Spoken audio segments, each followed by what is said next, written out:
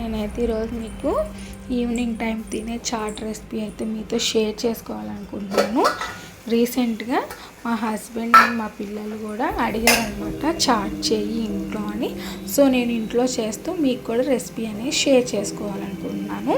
ప్రస్తుతానికి ఒక కప్పు ఎండు బఠానీ తీసుకొని నైట్ అంతా నానబెట్టేసుకున్నాను. నెక్స్ట్ దాంట్లోకి 2 మీడియం సైజు బంగాళదుంపలు కూడా వేసుకొని 3 విజిల్స్ వచ్చే విధంగా అయితే నేను బాయిల్ చేసుకున్నాను.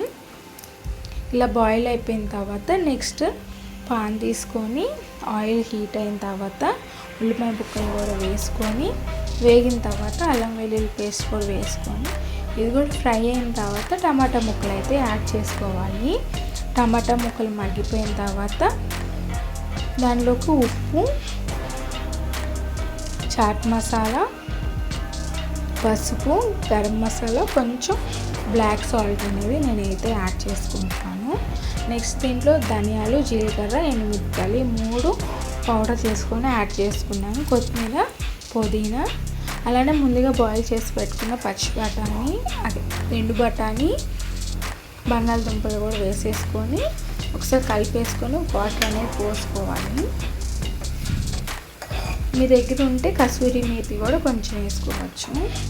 నెక్స్ట్ ఉప్పు, కారం, ఉప్పు ఇందాక వేసుకున్నాక సరిపోకపోతే కొంచెం వేసుకున్నాను. కారం కూడా యాడ్ చేసుకొని ఇది బాగా బాయిల్ అవ్వాలన్నమాట.